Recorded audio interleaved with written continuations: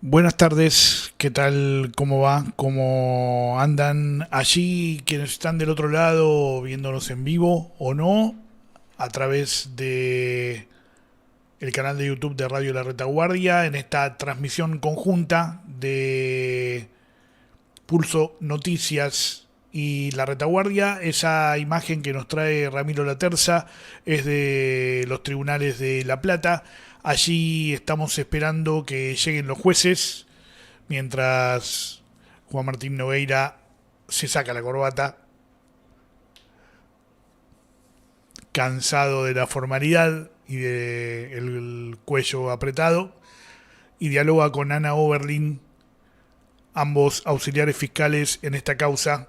Saludo a Ramiro, que está allí, integrante de Pulso Noticias en los tribunales de La Plata. ¿Cómo va, Rama? Buen día, ¿cómo están? Acá estoy ya preparado para la nueva audiencia. En mi caso, la corbata está puesta.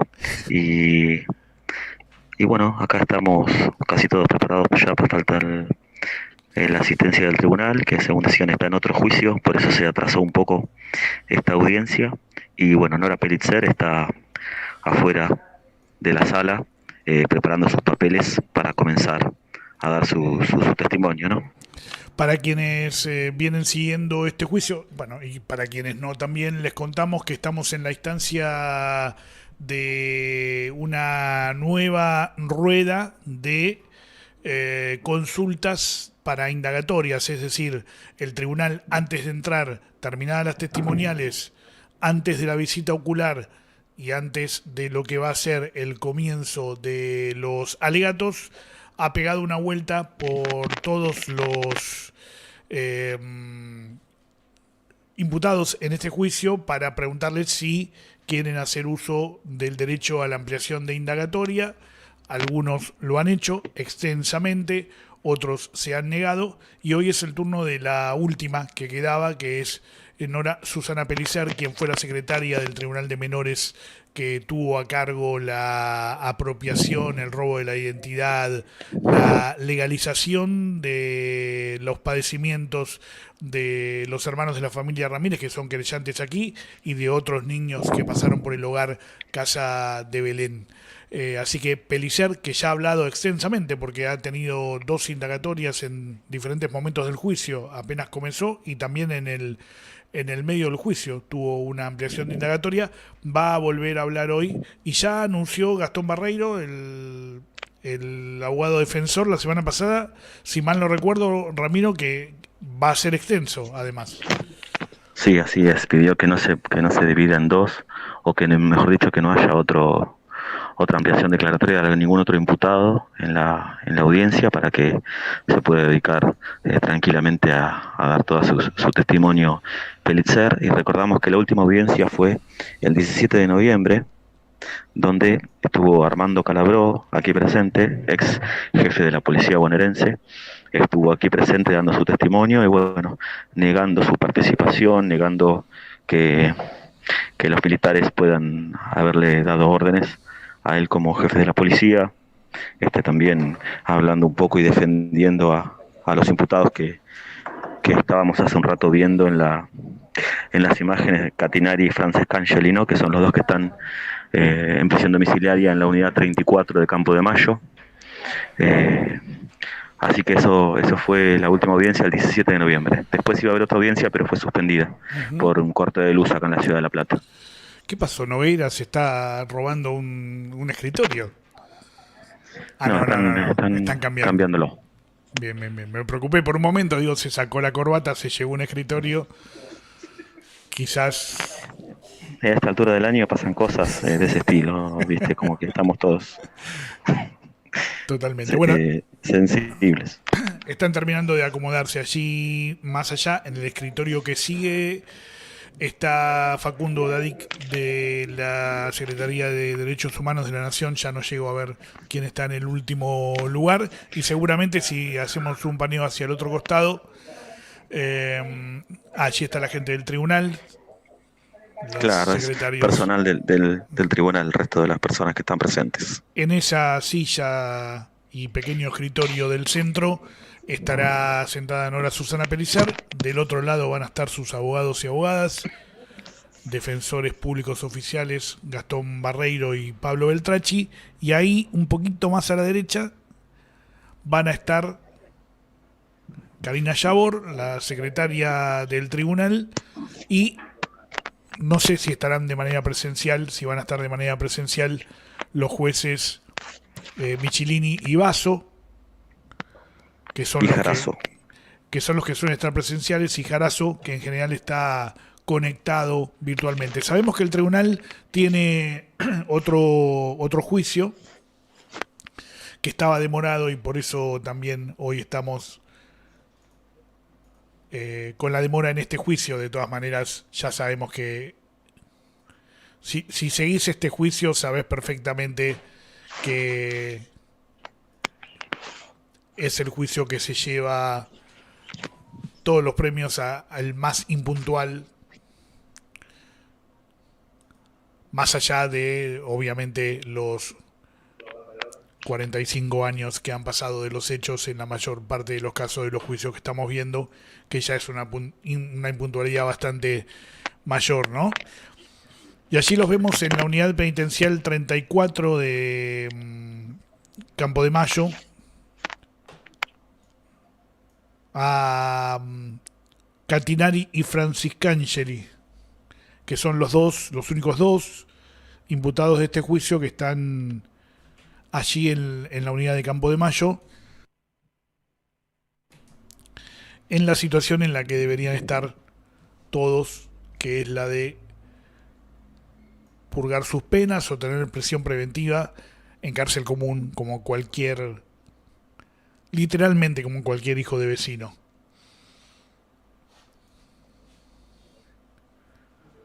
Son la excepción aquí.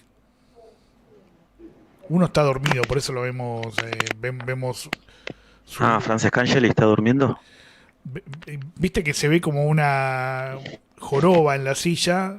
Yo adivino que está, recién lo habíamos visto dormido, más tenemos una imagen que ahora vamos a compartir de ese momento, pero ahora lo vemos así, como está, como si estuviera acostado para el costado, ¿no? Inclinando su torso sobre el costado. Pero hace un rato estaba así, mira.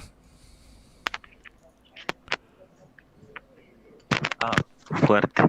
Imágenes explícitas. Uno dormido, el otro pensativo.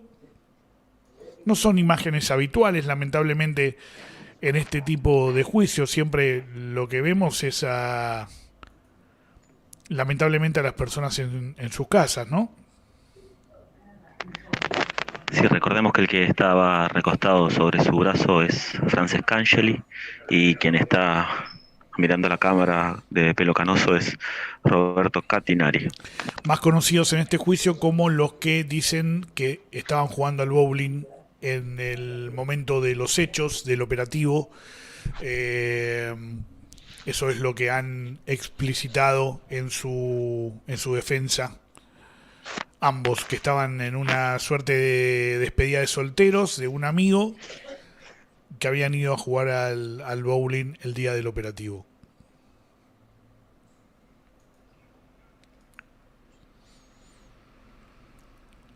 No sé si ese vaso de agua que acaban de traer quizás también sea el anuncio de que estamos por comenzar. Es probable. El papel, Barrey, sí, el papel sobre el no, escritorio, que no vamos a espiar, pero me encantaría, pero no lo vamos a hacer. ¿Y Barreiro? no, Barreiro y Beltracchi todavía no han llegado. Debe estar con Pellicer, ¿no? Seguramente.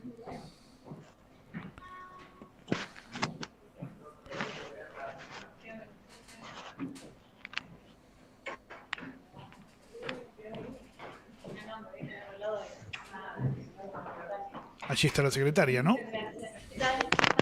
Buen día. Así es, han llegado ambas secretarias.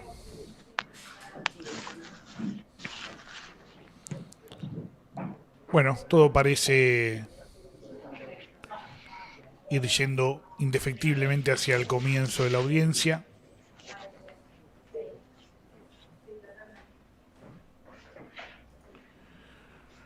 Mientras tanto, aprovechamos para comentarles un par de cosas. Mañana tenemos la segunda audiencia del juicio Sheraton 3, Sheraton 2, perdón. Estaremos allí junto a María Eugenia Otero por la mañana. Por la tarde a las 16, transmisión especial de la retaguardia junto a Capoma, el Centro de Acción Popular Olga Márquez de Aredes, desde Jujuy, el veredicto de la megacausa de Jujuy, la causa que juzga la noche de los apagones, la causa que juzga los secuestros en la mina del Aguilar. Es el juicio en el que debería estar Carlos Pedro Blaquier, el dueño de Ledesma, imputado, estuvo imputado, logró que la Corte Suprema le durmiera 8 años su situación individual, por eso el juicio comenzó igual, y ahora está con la cuestión de si está en condiciones de afrontar o no el juicio pasados los 90 años. Seguro que en ese momento que se elevó la causa juicio oral y que fue imputado estaba en condiciones de afrontar el juicio.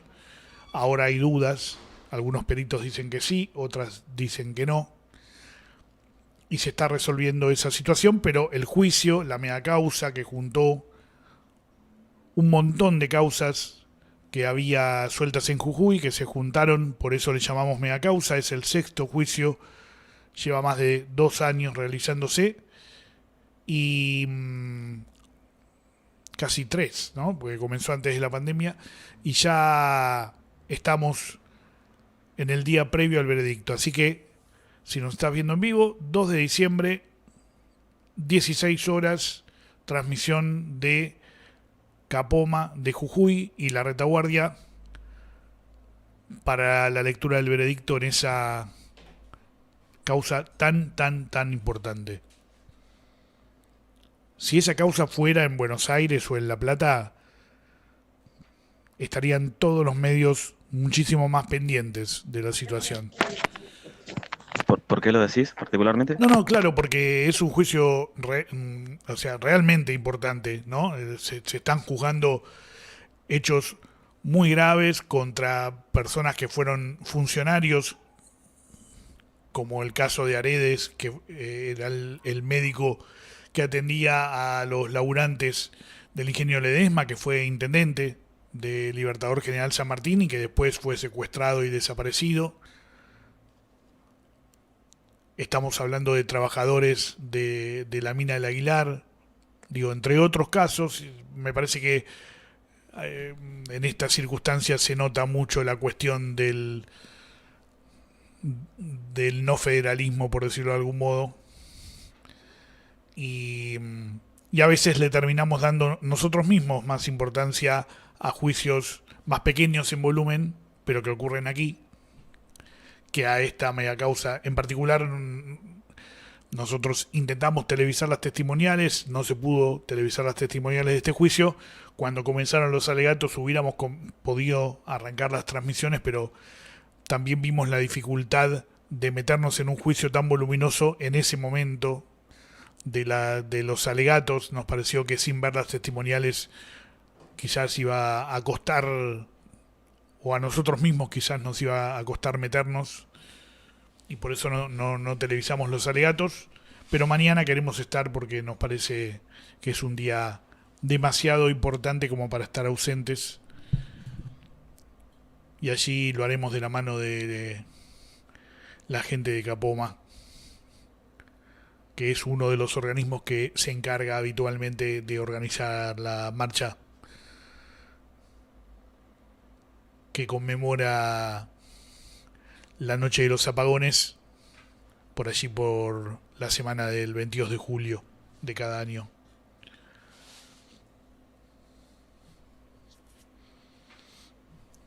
Bueno, se quedó solo Catinari ahora. Acá por lo pronto ya está Pelitzer acomodándose en su lugar y también está el defensor Barreiro. Bien, allí vemos a Barreiro charlando con Oberlin.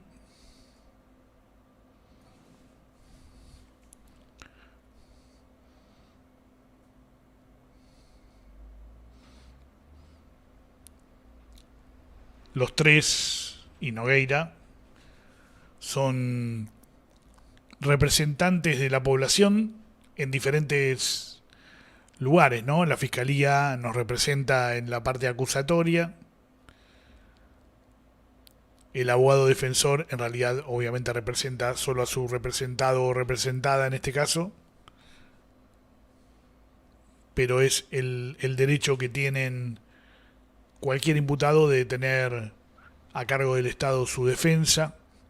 En los casos de los juicios por crímenes de lesa humanidad vemos habitualmente mucha presencia de abogados, en general varones, hemos visto algunas mujeres también, pero en general varones, defensores públicos oficiales, y a veces hasta le ponen mayor esmero a la defensa que los defensores privados. Uno puede pensar que eso es porque son mejores abogados y entonces cumplen mejor su rol. También puede pensar que hay alguna afinidad también ideológica.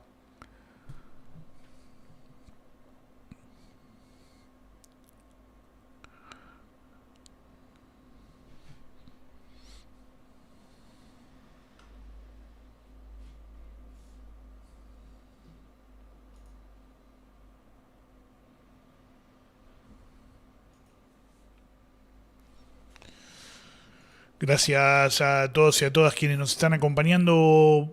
Puntualmente hoy estamos saliendo por dos canales de YouTube de la Retaguardia porque teníamos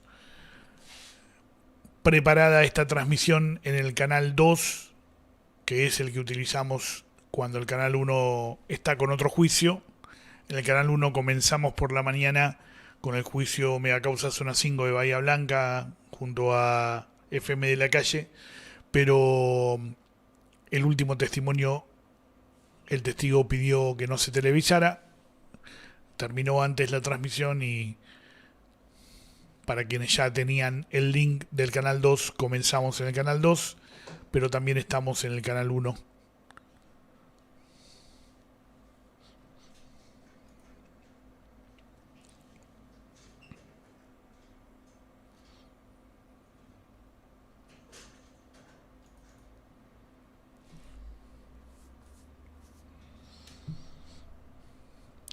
Todavía dura en algún sentido la conmoción.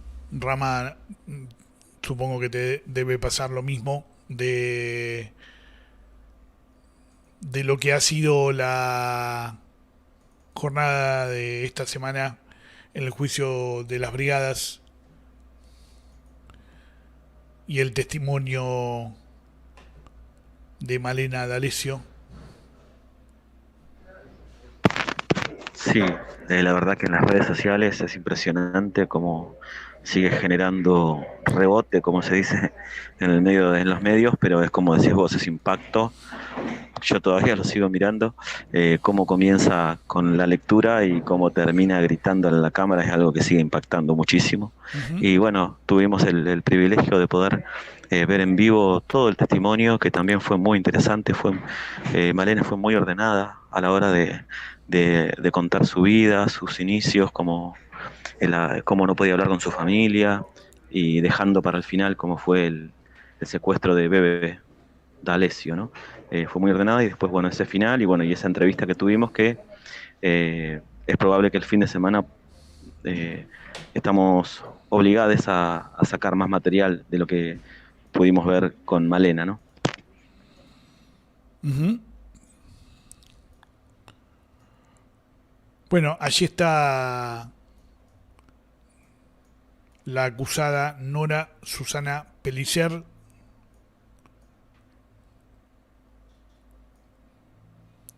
sentándose con muchos papeles en el escritorio. Es ella, ¿no? Sí, es Pellicer, ¿no? Sí, es Pellicer. Quizás te cueste un poco más porque estamos acostumbrados a verla con barbijo, pero es ella que está preparando todo su escritorio. Le han preparado un escritorio diferente, en vez de la mesita clásica de los testimonios, supongo que ha pedido un escritorio más grande por toda la cantidad de carpetas que tiene. Ahí va, Así que a prepararse. por eso todo el movimiento también con el escritorio de la fiscalía.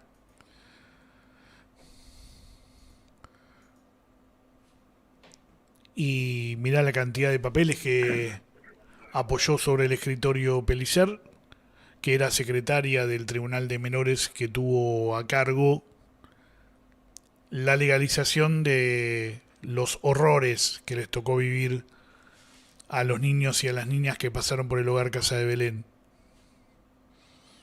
Ella, hasta aquí, su defensa ha ido por el lado de la jueza Pons, era la que decidía, yo era una pichi, recién comenzaba. Por si nos están viendo la familia Ramírez en Suecia, Pichi acá le decimos como si fuera el último eslabón de la cadena, digamos, ¿no? El eslabón más débil. Ella se presenta como una joven secretaria que no tenía capacidad de nada dentro del juzgado, pero lo cierto es que era parte del juzgado. La jueza Pons estuvo imputada en esta causa, terminó muerta, o sea, se murió, eso hizo caducar la imputación, o incluso ahora me quedan dudas de si no murió antes de la imputación.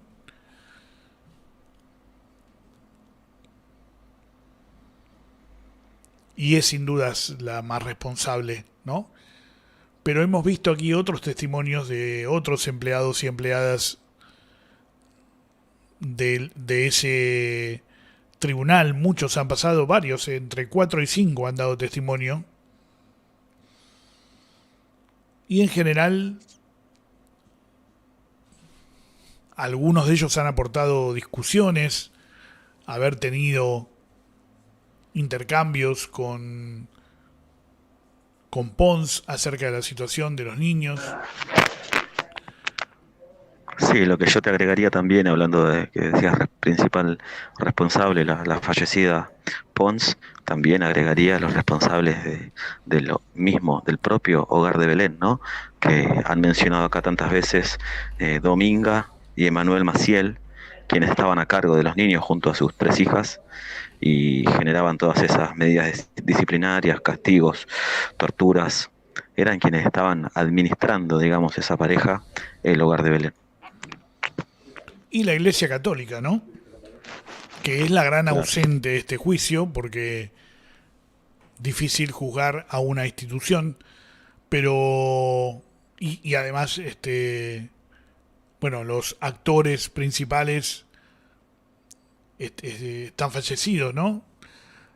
Pero aquí vimos también al actual cura a cargo del hogar Casa de Belén, que sigue funcionando con total normalidad, como si estos hechos que se ventilaron en este juicio no hubieran sucedido. Es inadmisible. No hay siquiera una señalización a las puertas de esta casa que estamos viendo ahora, que es la que forma parte de la gráfica de este juicio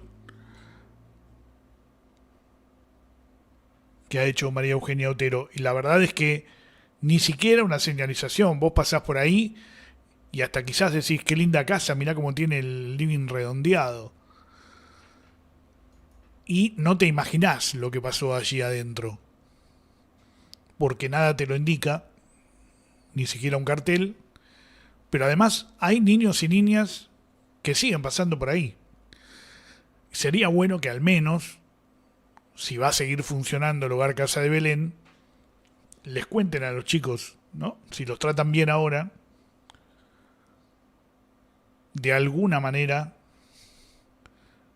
den cuenta de lo que pasó allí. No sé si precisamente con los niños quizás no sea lo más adecuado, pero es inadmisible que esté funcionando como si nada. Y eso tiene que ver claramente con que estamos frente a la Iglesia Católica.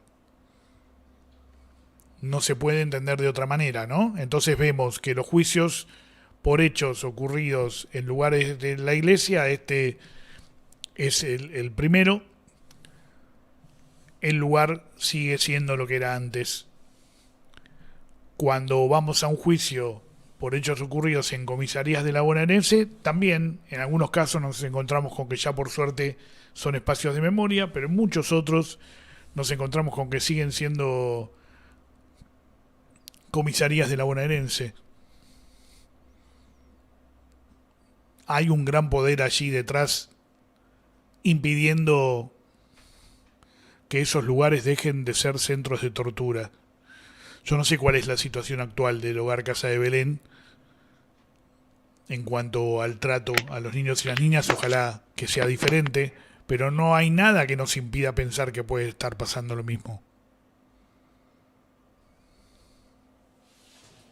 Sí, como decís vos, en el caso de que no estuviera pasando lo mismo y esperemos, roguemos que sea así, eh, una placa o algo para que la gente que pasa o la gente que va a ese hogar convivencial sepa lo que pasó ahí, porque eso también ayuda a que no se repita, ¿no? Una simple placa también es importante en ese sentido. Ahí mirando un poco en las redes sociales, bueno, tiene su Facebook activo hasta el comienzo de la pandemia, el Hogar Casa de Belén Banfield, que dice que es una ONG con formato de pequeño hogar convivencial con niños de 1 a 12 años. Ninguna mención a la historia tenebrosa. Nada, no, nada. Peña folclórica y no mucho más. Bueno, seguramente habrá algún pedido, por lo menos de la querella que representa a la familia Ramírez, de la mano de Carla Ocampo Pilla. Habrá algún pedido en ese sentido, ¿no? De Carolina Faroto también parte de esa querella a la hora de alegar. Seguramente harán algún pedido. Sí, está bueno pensarlo de ese modo, que haya un pedido por parte de, de alguna de las partes, ¿no? Creyentes. Ahí estaba recordando que fue el 11 de marzo de este año cuando Nora Susana Pellicer habló ante los magistrados, que contó cómo llegó a ser secretaria de Marta Pons y que su objetivo en ese lugar no era ocuparse de lo penal, sino de lo asistencial. Ujú. Al revés. Su objetivo era ocuparse de lo penal en el hogar y no de lo asistencial.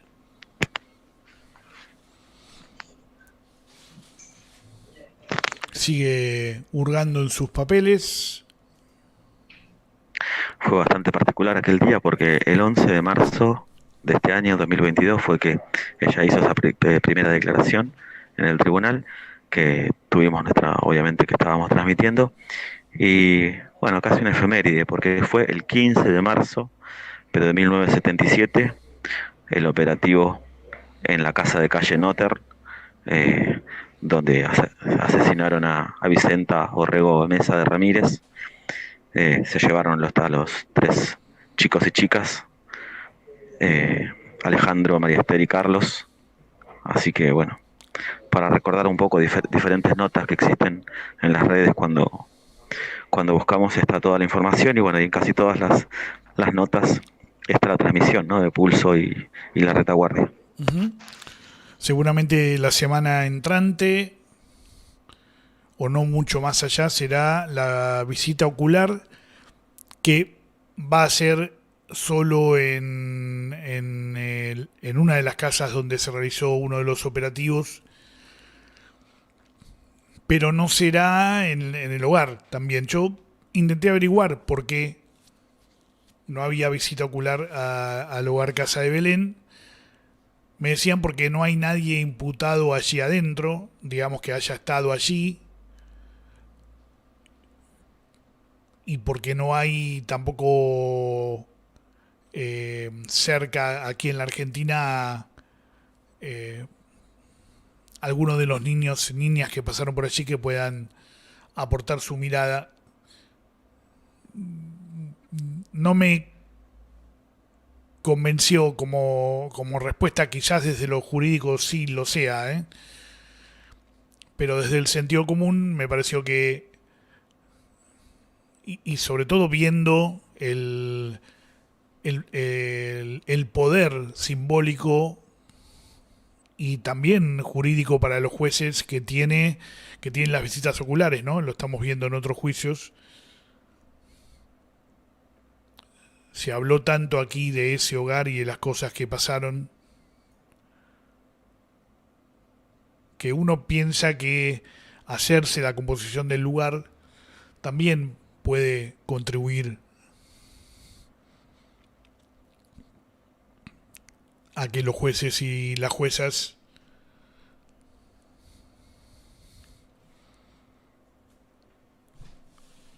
tengan una noción más clara de lo que sucedió antes de fallar. Me dicen que técnicamente está bien que así sea y que no haya visita ocular al hogar Casa de Belén. No desacredito eso, no tengo herramientas para eso, pero sí digo que desde otro lugar al menos, y lo jurídico también tiene que tener espacio para otro tipo de lugares sin dejar de respetar lo jurídico, sería interesante hacer esa recorrida. Sobre todo por la cuestión reparatoria que estamos viendo que implican estos juicios, ¿no? Digo, lo vimos esta semana claramente en el testimonio del que hablábamos antes de Malena D'Alessio, pero lo vemos habitualmente, ¿no? Quizás el valor más claro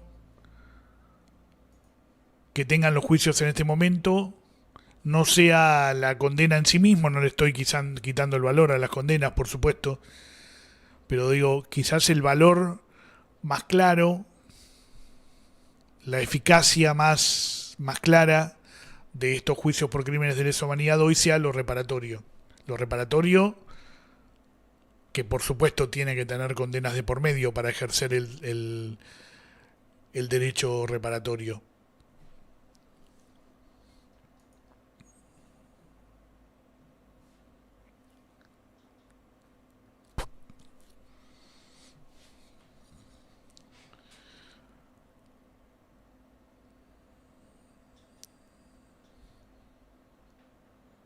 ...48 minutos han pasado del horario ya corrido, porque esta audiencia ayer comenzaba a las 13, hoy a la mañana comenzaba a las 13, un rato antes se demoró para las 13:30, estamos cerca de cumplir, ya no sé si la hora o la hora y media de demora.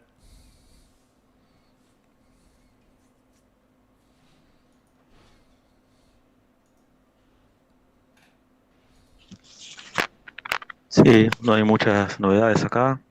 El agua fresca que estaba en el estrado ya se va poniendo natural. Llegó también Pedro Grifo, de la Secretaría de Derechos Humanos Uh-huh. de Nación. Eh, y bueno, y cada dúo en su escritorio se está poniendo al día. Francisca Angeli se había despertado, pero se vuelve a dormir.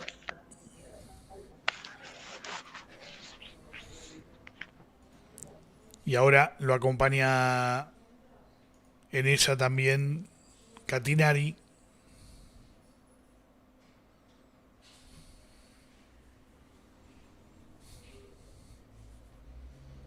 Podrían estar jugando al tenis porque... Ah, no, pero está lloviendo. Pero la unidad penitenciaria 34 tiene cancha de tenis.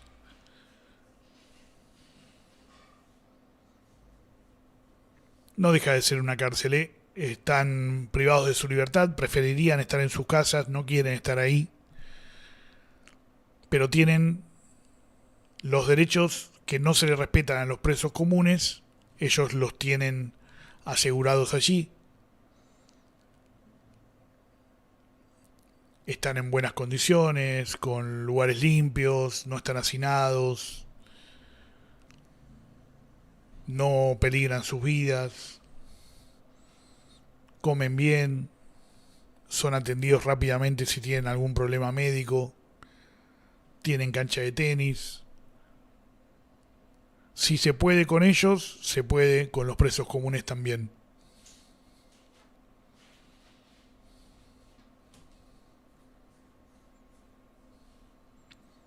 No es una cárcel VIP, es como deberían ser todas las cárceles. En este contexto es de privilegio.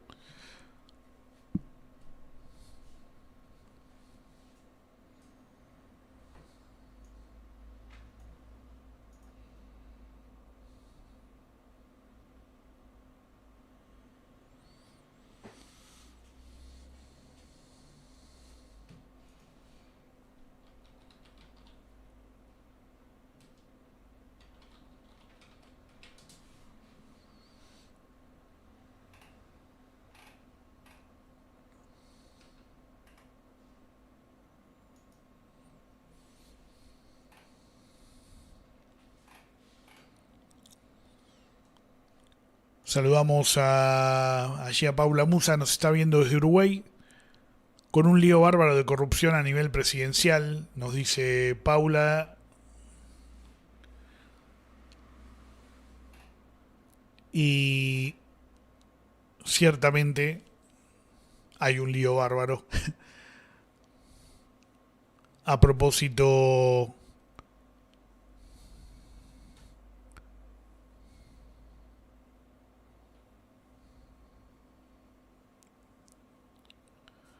de la situación de espionaje y corrupción que rodea al presidente Luis Lacalle Pou en este momento. No está mucho más tranquilo acá, que el martes será el día del veredicto en el juicio contra Cristina Fernández de Kirchner, actual vicepresidenta de la Nación, el caso conocido como la causa Vialidad.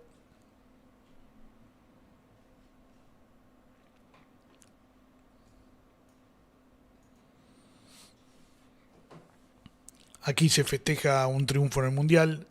Allí, del otro lado del Río de la Plata, se festeja lamentablemente una derrota. Se festeja, no se festeja una derrota, se sufre.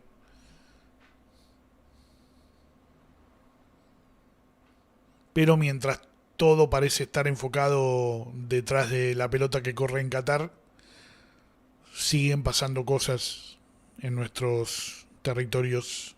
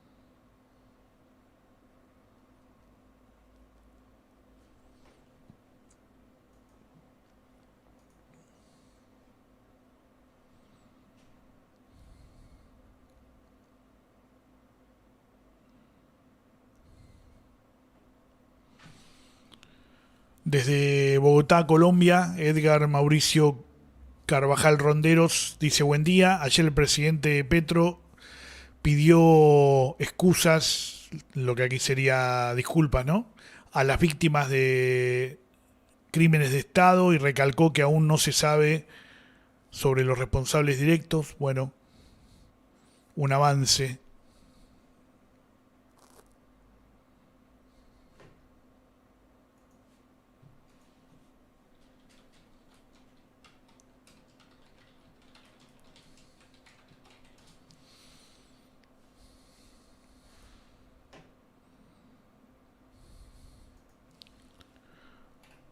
Las disculpas han tenido que ver con las masacres de Ituango ocurridas en los 90.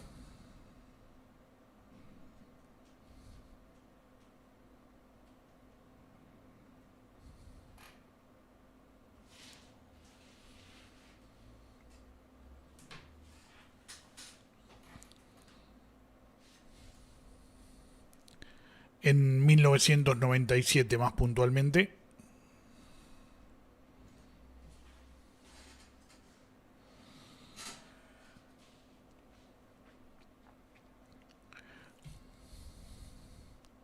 Gracias por acompañarnos desde donde sea en el planeta que nos estén viendo. A quienes se hacen notar en el chat y a quienes no. A quienes nos ven en vivo y a quienes no. Sepan también que por la mañana, no ahora que estamos en el turno tarde, pero por la mañana, los juicios también ahora los pueden escuchar a través de Radio La Retaguardia. Para quienes se les complica el acceso a YouTube en las calles o en los laburos, los pueden escuchar, no ver obviamente, pero sí escuchar a través de Radio La Retaguardia, laretaguardia.com.ar. Ahí pueden escuchar los juicios por la mañana. También comentarles que la semana que viene, 8 de diciembre, aquí se cumple un nuevo aniversario de la Marcha de la Resistencia, que comenzaron las Madres de Plaza de Mayo en 1981, todavía en dictadura. La dictadura de aquí se fue en el 83, y en el 81 las Madres decidieron, el 8 de diciembre, permanecer 24 horas en la Plaza de Mayo para visibilizar su lucha.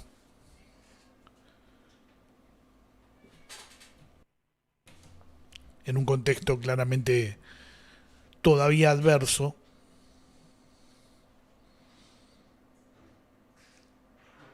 No se había construido el consenso social y cultural que hay alrededor de ellas ahora.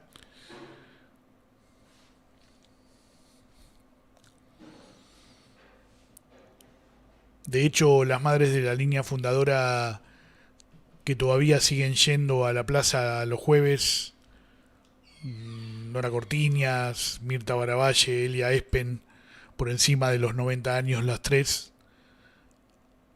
Después de la ronda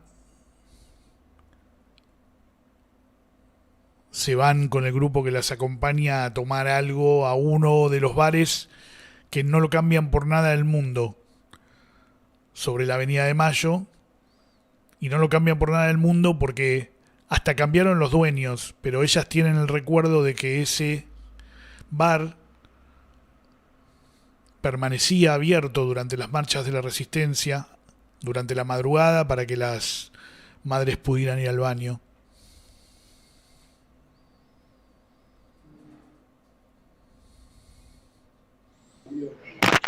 Muy linda historia de color y así que todas las semanas van ahí. Exactamente. Bueno, este 8 de diciembre también habrá Marcha de la Resistencia, como venimos haciendo desde hace ya, no sé, 12 años. Vamos a estar allí transmitiendo en vivo, compartiendo nuestro laburo con FM La Tribu, con Radio La Colectiva, con Canal Abierto, para la gente que esté ahí y también, por supuesto, para quienes lo quieran seguir por nuestros canales de YouTube. Seguramente va a estar allí Malena D'Alessio cantando y también siendo parte de una mesa de hijas con Teresa Laborde, con Victoria Moyano Artigas, que viene de conocer por primera vez el lugar donde nació la tenebrosa cocina del Pozo de Banfield, en el que su madre dio a luz y en el que ella estuvo esas solo 8 horas que pudo estar junto a su mamá antes de que la apropiaran, le cambiaran la identidad y fuera de las primeras jóvenes recuperadas por abuelas de Plaza de Mayo. Y también va a haber mucha música, Sierra León Gieco, la jornada. Ah, bueno, plato fuerte entonces. Por supuesto las madres van a estar allí, por supuesto van a hablar.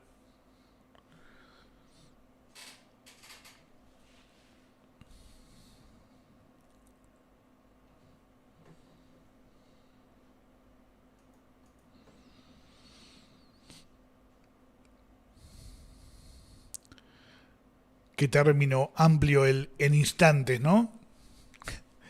En instantes la indagatoria de Pellicer han pasado una hora de instantes.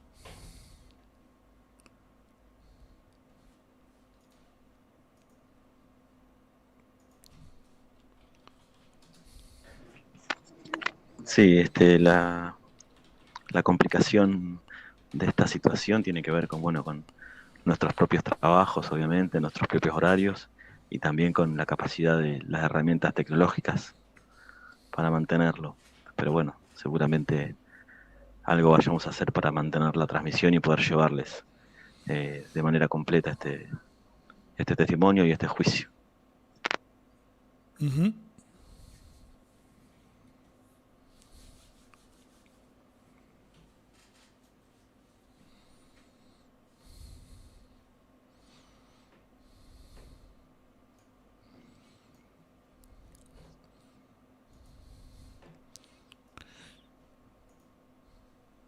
Che, mientras esperamos a los jueces de este Tribunal de La Plata, ¿te parece que recordemos lo que pasó esta misma semana en el juicio de las brigadas? Buenísimo, sí, Lo sí, que lo puedo veníamos... ver un par de veces más todavía. Ese es el video que más has visto en, después de Thriller de Michael Jackson. Bueno, vamos a compartirles el tremendo momento que nos hizo vivir Malena D'Alessio el otro día. Cualquier cosa, yo te Por comento supuesto, por acá sí, si sí, empieza. sí.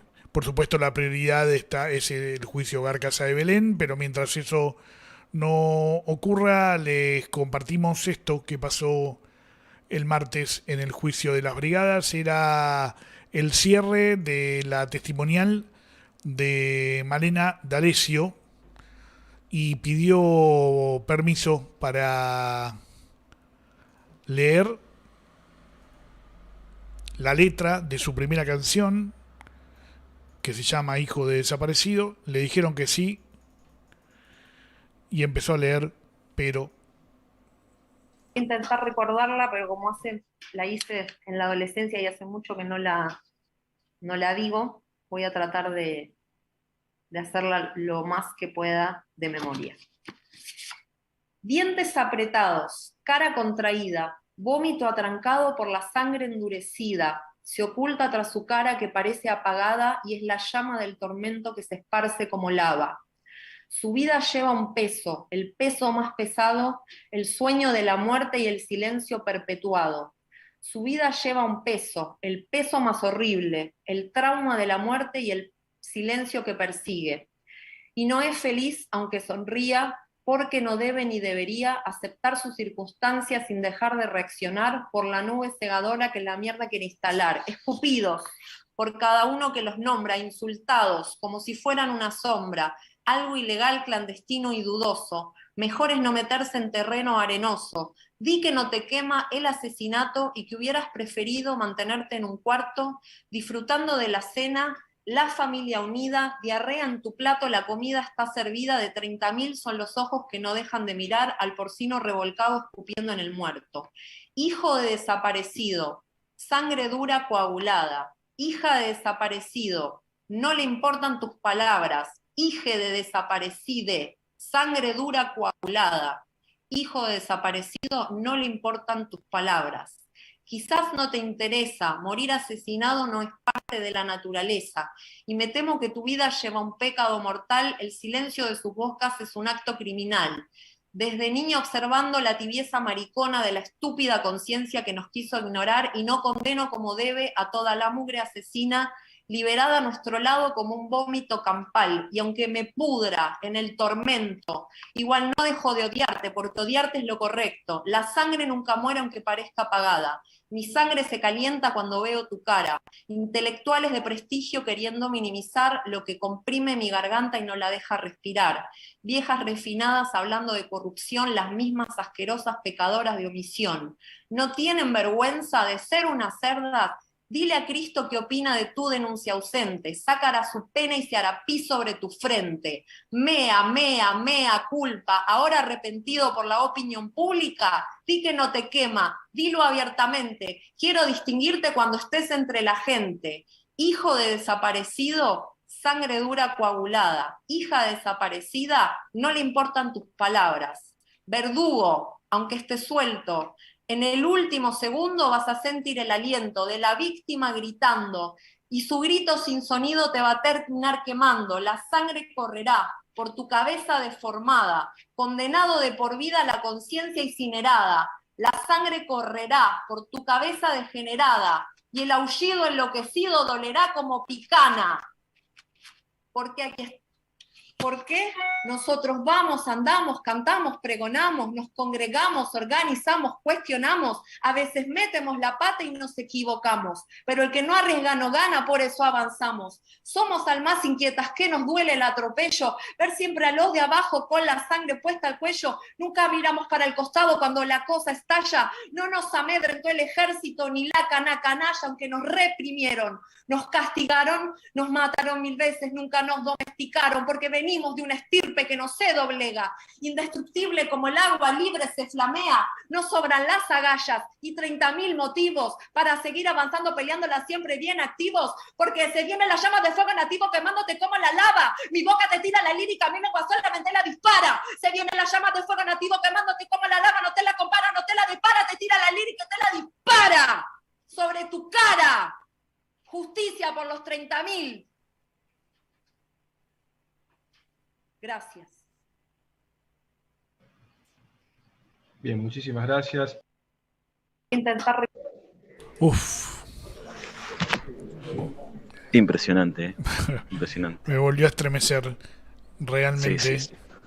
Ese final es tremendo. Y digo, mucho se ha hablado acerca de la presencialidad o la virtualidad, ¿no? Y hay cosas que, más allá del formato,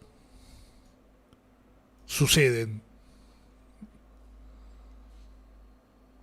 Yo no sé si el impacto de esto hubiera sido el mismo si no la hubiéramos tenido ahí en ese primerísimo plano que la tuvimos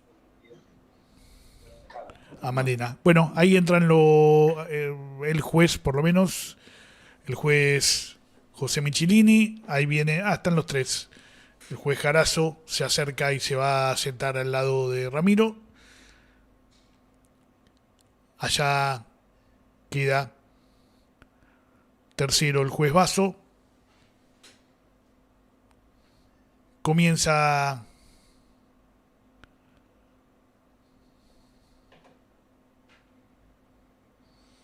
Recording in progress. Recording stopped.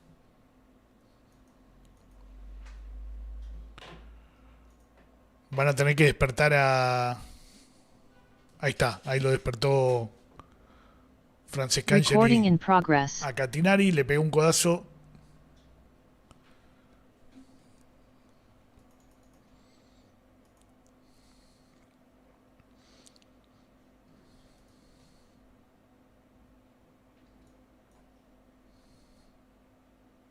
Si están hablando no escuchamos, porque no tenemos sonido desde allí, desde la sala.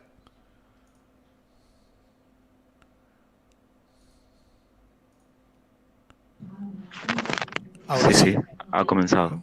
bueno, pero no escuchamos, ¿Quién es? Ahí les avisé. Se encuentra en la sala de audiencias el defensor público oficial, el doctor Ahora Gastón sí. Barreiro, defensor de Nora Susana Pelizar, quien se encuentra presente en la sala de audiencias, Armando Calabró, Jaime Lamón Smart, José Augusto López, Juan Miguel Wolf, dispensados de asistir, y Rubén Carlos Chávez, quien se encuentra internado. De manera telemática se encuentra la doctora Paula Gisela Rigasi Huber, defensora particular de Roberto Catinari y Héctor Francescangeli, quienes se encuentran presentes desde la Unidad 34 del Servicio Penitenciario Federal a través de la sala virtual. Asimismo, se hace saber que en representación de los organismos de contención de víctimas testigos se encuentra la doctora Carmen Celis del CODEC, conectada telemáticamente, y que esta audiencia se encuentra transmitida en vivo y por las plataformas de la Comisión Provincial por la Memoria y la Retaguardia TV. En función al orden del día previsto para la fecha, se informa que se encuentra pendiente que las partes se expidan en relación a la inspección ocular, que fuera suspendida por Muy bien.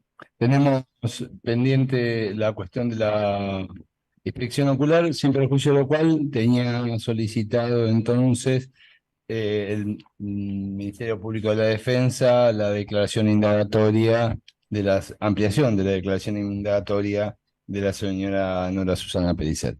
Señor defensor, ¿está en condiciones de comenzar la audiencia con la exposición respecto de su asistida? Bueno, ahí ya dejamos preparado el Estado para que comience su indagatoria. Muy bien. Gracias. Vamos a comenzar.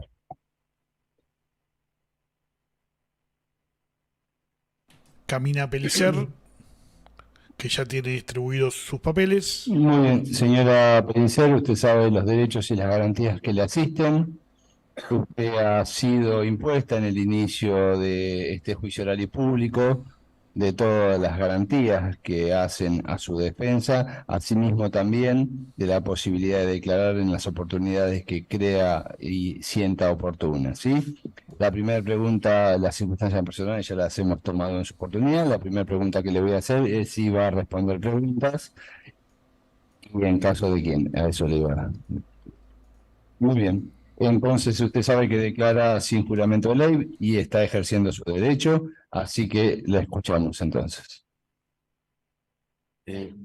Al micrófono, así podemos grabar. Sí. Una referencia respecto al cuerpo 16, fojas 3086/3089, el cuerpo 18, fojas 3420, 3423, 3424 y 3434. Y el cuerpo 20, fojas 3951/3951 vuelta y 3958/3959. No sé si ustedes lo van a ver o yo las imprimí, se los digo yo.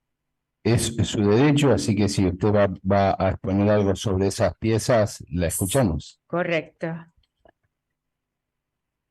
Las fojas 3086 del cuerpo 16 es la querella de la Secretaría de Derechos Humanos del doctor Juan Martín Fresneda, que viene con el patrocinio letrado de la doctora Ana Oberlin.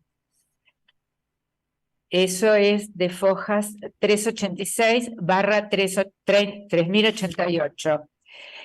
La foja, también en el cuerpo 16, de fojas 3089, es un despacho del Juzgado Criminal y Correccional de Lomas de Zamora, de fecha 11 de diciembre de 2013, donde en el segundo párrafo, casi al final, se tiene por constituida como parte querellante a la Secretaría de Derechos Humanos del Ministerio de Justicia y Derechos Humanos de la Nación, con el patrocinio letrado de la doctora Ana Oberlin.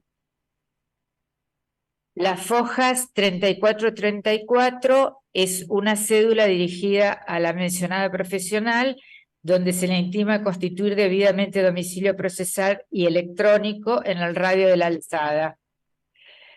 Las fojas 3423 del cuerpo 18 y por la Secretaría de Derecho, es un despacho del 4 de febrero de 2014 de la Cámara Federal de La Plata, Sala 2, en el punto 4 al final, y por la Secretaría de Derechos Humanos del Ministerio de Justicia y Derechos Humanos de la Nación, la doctora Ana Oberlin.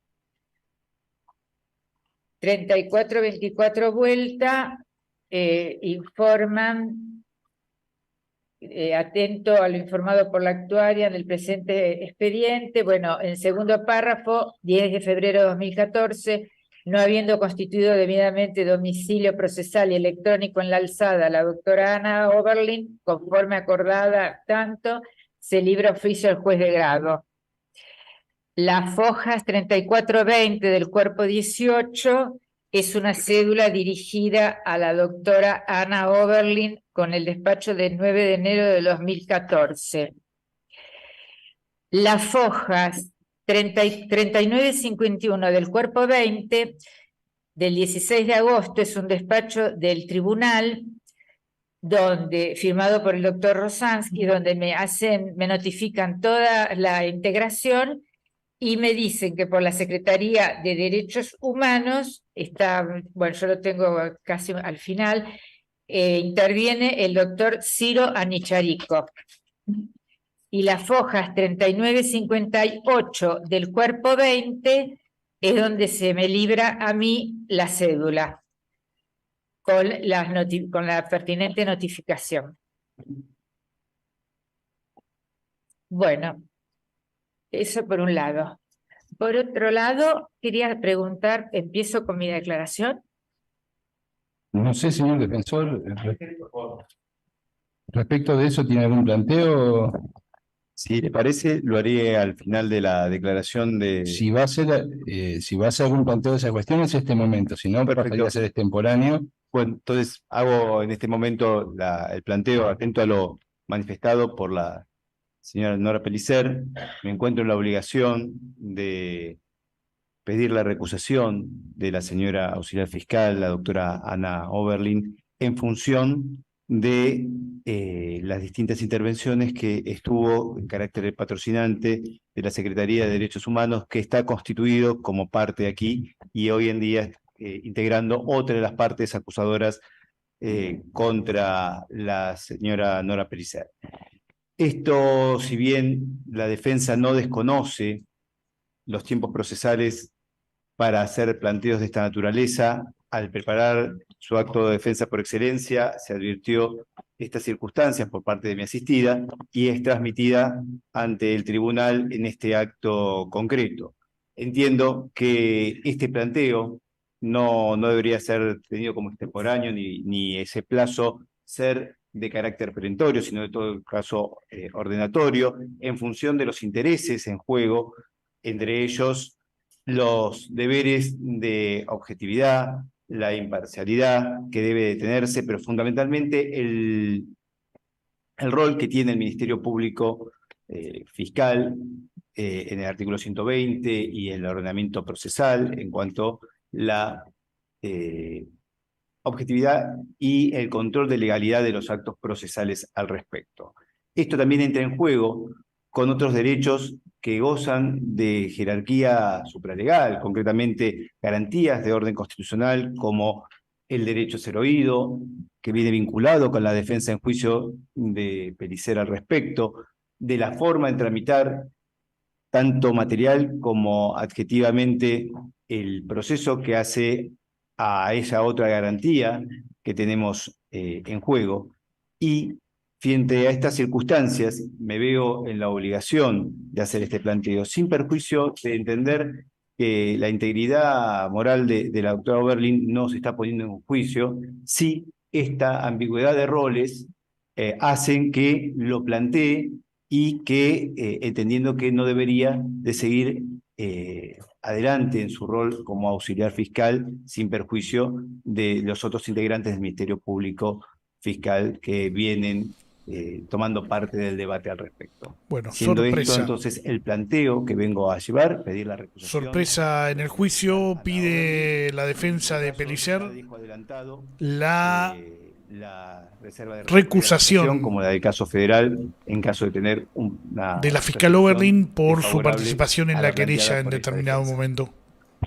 En virtud de incidencia planteada por la asistencia electoral, vamos a suspender la declaración indagatoria, puede tomar asiento ahí, vamos a sustanciar ante la parte correspondiente en virtud de la cuestión mencionada por la defensa técnica. Doctora Oberlin, le cedo la palabra, si necesita algún tiempo para hacerlo, 5 o 10 minutos ante lo sorpresivo de la cuestión. Gracias, considero que va a ser bastante breve la respuesta. Muchas Muy bien. gracias. Muchas gracias, señores jueces, gracias, señor defensor. Lo primero que tengo que decir es que es notoriamente inadmisible según el artículo 60. Ustedes saben que los plazos para la recusación están normados justamente en el Código Procesal Penal y son plazos acotados, según dice la doctrina, caducan obviamente en el caso de no efectuarse en el momento indicado por la norma, que es en el momento de conocer justamente la presentación, en este caso que está señalando la doctora, es un patrocinio del año 2013, del 10 de diciembre de 2013, y es solamente un patrocinio. Ese es el primer punto. Creo que la buena fe hace a la necesidad de que estos planteos sean presentados y planteados en el momento oportuno como lo señalan las normas. Más allá de esto, bueno, también podría haber ocurrido si hubiera sido una causal o un motivo posterior en el plazo de 48 horas. Esto está excesivamente vencido. Han transcurrido, como dije antes, casi 10 años, van a ser 9 años de esta presentación, que insisto, fue solamente un patrocinio. De todas formas, voy a contestar algunos de los puntos para el improbable caso de que este tribunal considere admisible esta presentación, que como digo está bajo pena de inadmisibilidad prevista en el artículo 60 porque es completamente extemporánea. Los puntos que voy a plantear tienen que ver con lo siguiente. El primero es que se trata, ni siquiera tuve la calidad de querellante, simplemente patrociné a quien en ese momento era el secretario de Derechos Humanos, lo hice en el marco de las funciones que tenía como directora de Asuntos Jurídicos de la Secretaría de Derechos Humanos. Este es un aspecto que para mí no es menor y que además ha sido resaltado en distintas ocasiones, especialmente en el fallo Alzogaray, que creo que debe ser tenido en cuenta. La Cámara Federal de Casación Penal, la Sala 4, es la causa número 8295. En esa resolución se trataba un caso análogo de alguna manera, era la participación del doctor Colombo como representante, en ese caso apoderado, de la Oficina Anticorrupción, y luego su participación como fiscal, y se decidió justamente rechazar este planteo, entre otros que sí había sido efectuado en tiempo y forma, a diferencia de este, pero bueno, más allá de eso, creo que es importante destacar que una de las cosas que se dejó sentado en esa resolución fue justamente que en el carácter de representante de la Oficina Anticorrupción no podía ser homologado a representar una querella particular, y este caso es de alguna forma análogo porque se trataba de la Secretaría de Derechos Humanos, mi patrocinio, insisto, patrocinio en una sola presentación. Luego lo que citó la imputada, la procesada aquí, tiene que ver con distintos despachos, pero en cuanto a mi participación se limitó solamente, insisto, al patrocinio en una sola presentación de quien fuera en ese momento el secretario de Derechos Humanos. Otro punto que me parece importante resaltar tiene que ver con el carácter en el cual vengo a este juicio. En este juicio, como bien sabe el colega de la defensa, vengo en carácter de auxiliar fiscal, que está específicamente regulado en la Ley Orgánica del Ministerio Público, en el artículo 51 de esa ley, y vengo bajo las instrucciones, la supervisión y la responsabilidad de quienes están, en realidad, quienes me han designado como auxiliar fiscal, en este caso el doctor Shapiro y el doctor Miranda. De ninguna manera me podría apartar de las instrucciones que esos letrados me han dado para intervenir en este juicio, como en muchos otros en los cuales intervengo. Eso también lo sabe el distinguido colega.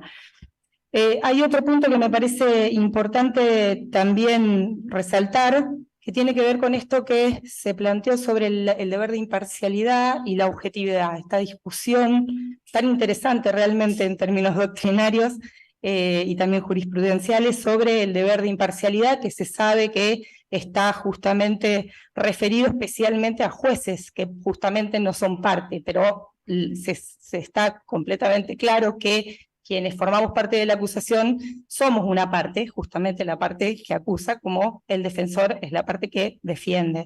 Entonces, en ese punto hay que distinguir dos cuestiones muy importantes. Por un lado, la imparcialidad, que no nos corresponde a quienes formamos parte, porque sería hasta contradictorio, imparcial siendo parte es un poco extraño, y por otro lado la objetividad.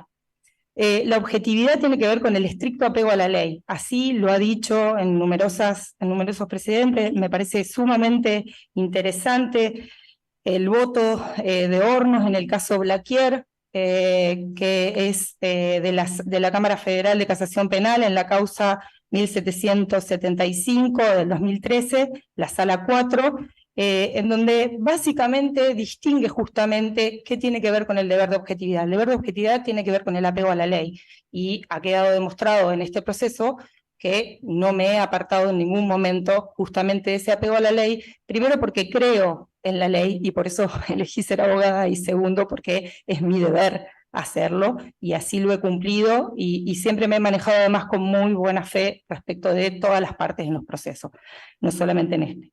Y otra cuestión que me parece que no es menor, podría citar un montón de jurisprudencia, pero me parece que no tiene sentido, sobre todo porque creo que está claro que es completamente inadmisible este planteo, pero en términos generales sí hay algo que quiero decir, que hay otro aspecto que ha marcado Hornos en ese voto y que a mí me parece relevante y aplicable al caso, que no se ha demostrado de ninguna manera gravamen. Acá no hay ningún gravamen. ¿Cuál es el gravamen? ¿Cuál ha sido mi participación en ese patrocinio, insisto, mi patrocinio a una querella, incluso con intereses diferentes a los particulares, como es la de la Secretaría de Derechos Humanos? ¿Cuál ha sido el gravamen que ha causado, en tanto yo, como integrante del Ministerio Público Fiscal, estoy también dentro de las partes acusadoras? No veo gravamen alguno, no existe, y como lo dijo bien el doctor Hornos en ese caso, lo mismo se aplica a la defensa no ha podido especificar en qué acto se vio demostrada la supuesta falta de objetividad que me adjudica en términos de haber firmado, insisto, solamente un patrocinio en esta causa al comienzo, hace casi 10 años. Por todo esto, primero considero que el planteo tiene que ser declarado inadmisible, porque se encuentran ampliamente vencidos todos los plazos establecidos, y segundo, ante el improbable caso de que se considera admisible, el mismo debe ser rechazado por las razones que he expuesto en esta respuesta que he brindado al planteo primero de la procesada, que fue formalizado mediante el colega de la defensa. Muchísimas gracias. Muchas gracias, doctora. Un segundo, por favor. Bueno, la respuesta de Oberlin, que ahora charla con el otro auxiliar fiscal. Esa imagen. Los jueces deliberando, escapándole a la cámara de la retaguardia y Pulso Noticias.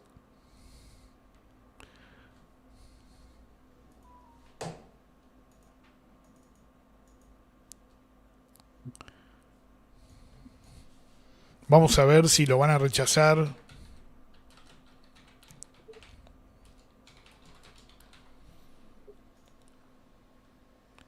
Ahí nomás.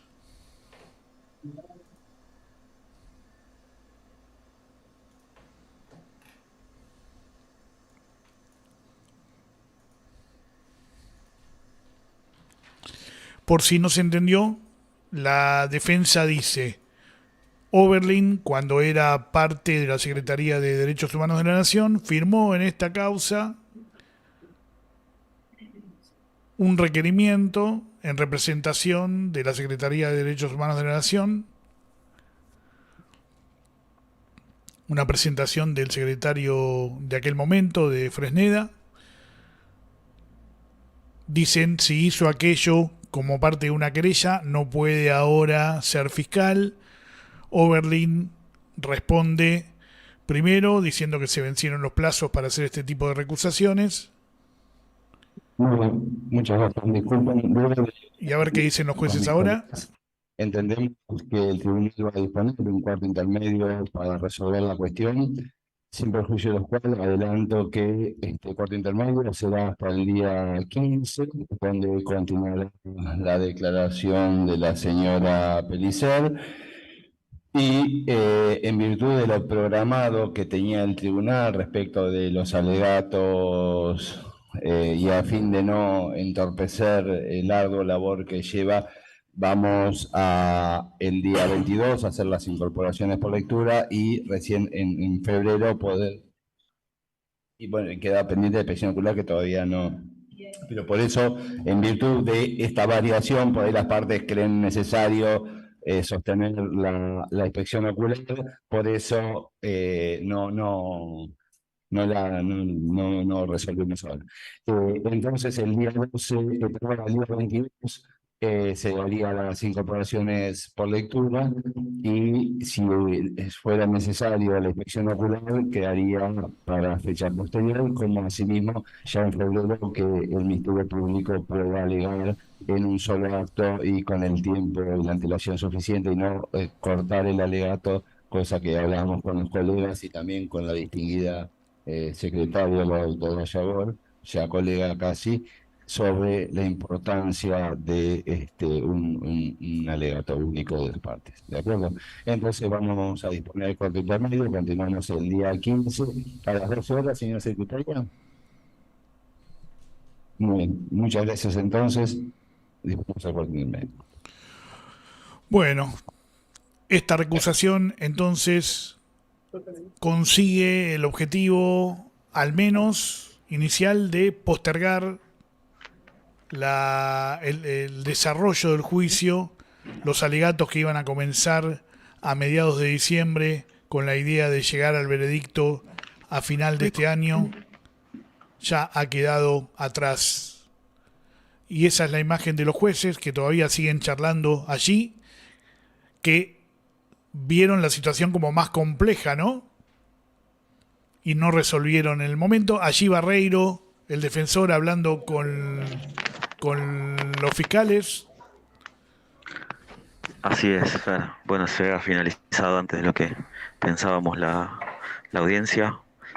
También pasan estas cosas, por eso también está bueno quedarse y poder mantener la transmisión. Uh-huh. Desde la parte de la defensa de Pellicer se ha recusado a Ana Oberlin, auxiliar de la Nación, por haber participado en el mismo caso como, según entendí, desde la Secretaría de Derechos Humanos en el año 2013. Claro. Así que bueno. Ella ocupaba un cargo en la Secretaría, ahí también habla con la gente de la Secretaría,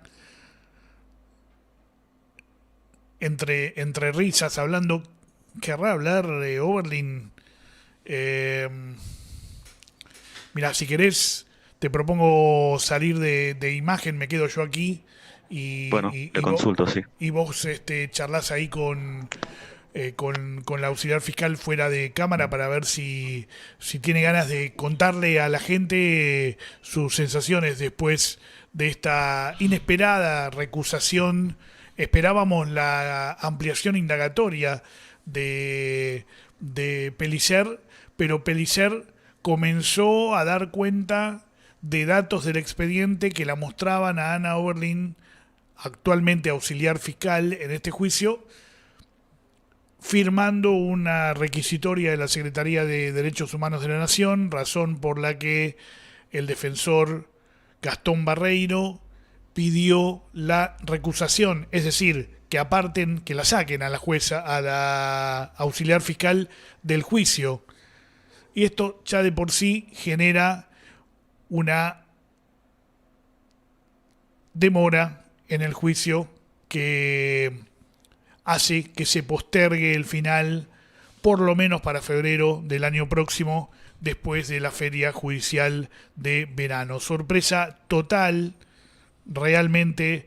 Yo creo que lo que le faltaba a este juicio, que lamentablemente viene muy entrecortado, muy entreverado sobre el final por las dificultades de los jueces del tribunal en poder garantizar fechas semanales, ¿no? Está este problema que tiene la justicia en general, ¿no? Estos jueces en particular, de que los jueces están no solo en varios juicios a la vez, lo que no tendría nada de malo, sino en varios tribunales a la vez.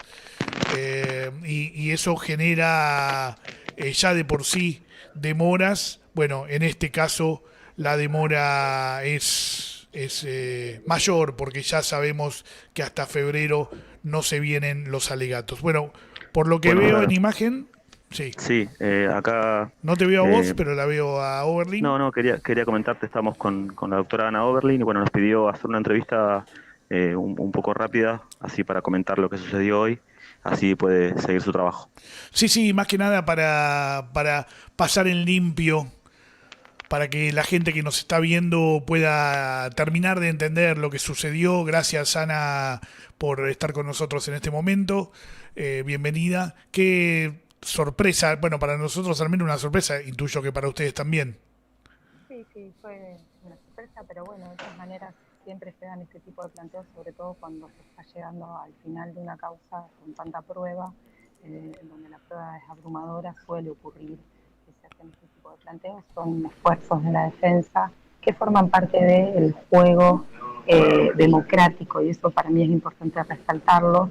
Las normas que están previstas dentro de lo que implica el debido proceso en cualquier juicio, y creo que es importante que las defensas en ese marco hagan uso de lo que les parezca. Yo creo que el planteo fue completamente extemporáneo, no tiene posibilidad de ser admitido por esto que dije en mi respuesta a la presentación que hizo el defensor, que tiene que ver con que los plazos están excedidamente vencidos. Pasaron 9 años de eso que fue, ni siquiera representé a la Secretaría de Derechos Humanos, sino que hice un patrocinio, que es algo muchísimo menor incluso.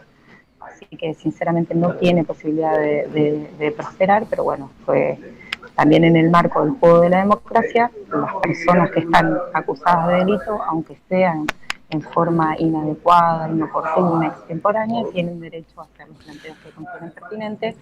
Yo tengo derecho a decir lo que considero al respecto, y el tribunal finalmente va a decidir, y creo que el tribunal lo va a hacer acorde a derecho, y la ley es muy clara en este sentido. El planteo seguramente será rechazado. Pero bueno, mientras tanto, seguro que se dilate. Sí, perdón, para terminar de entender, vos remarcás lo del patrocinio. ¿Cuál sería la diferencia entre patrocinar y querellar? Digamos, ¿vos actuaste como querellante en este juicio o representaste a alguien de la Secretaría en un cargo público que estabas ocupando? No, ni siquiera representé, simplemente patrociné. Quien representaba a la Secretaría era el Secretario de Derechos Humanos. De todas maneras, aunque yo hubiera actuado como querellante, tampoco es causal. Esto también lo quiero decir, en este caso es más notorio todavía, pero tampoco es una causal, porque justamente algo que se distingue es el deber de objetividad que tenemos quienes integramos el Ministerio Público Fiscal, y el deber de imparcialidad que tienen jueces y juezas. Como integrante del Ministerio Público Fiscal, debo tener deber de objetividad, que esto quiere decir apego estricto a la ley. Para quienes me conocen, o si no, para quienes han visto mi desempeño, tengo un estricto apego a la ley, justamente por eso soy abogada, y soy sumamente respetuosa de las normas, y no se violó ninguna norma, entonces no pueden decir que he violado el deber de objetividad. Esa sería la respuesta más de fondo, pero yo comencé justamente por lo más obvio, que es que está fuera de tiempo, por un lado, y por otro lado que ni siquiera se trata de una querella, pero hasta incluso si se tratara de haber sido mi persona querellante, es altamente discutible, porque eso no fue, en ningún momento, por ejemplo, la defensa dijo que yo violé en tal o cual acto la objetividad, o sea, violé la ley. En ningún momento pudo decir eso, porque nunca violé la ley. Claro. Entonces, no violé el deber de objetividad. Creo que eso es importante para que se entienda, pero me parece que lo primero que hay que decir es estos dos puntos anteriores, que tienen que ver con estar notoriamente fuera de tiempo, y segundo, ni siquiera es ni cercanamente discutible el fondo porque ni siquiera fui querellante, sino que fui patrocinante en un solo acto, ni siquiera no participé de testimoniales, nada, pero Claro. insisto, si lo hubiera hecho, de todas formas, tampoco hubiera violado el deber de objetividad, pero insisto con que todavía es previo, hay como 2 pasos previos que ni siquiera están dados en este caso, muchísimo más lejano la posibilidad. Y vos lo que planteás es que el objetivo de presentar esta cuestión cuando estamos por comenzar los alegatos digo, no va a cambiar el juicio si vos estás o no estás con la acumulación de pruebas que ya hubo, todo parecería ser una maniobra dilatoria. Sí, yo la entiendo así, además porque no tiene sentido, cualquier persona que conoce el proceso penal sabe que hay tiempos y que esos tiempos hacen que si las presentaciones no son hechas en tiempo caducan, y esto es muy notorio, pasaron 9 años, creo que es muy evidente.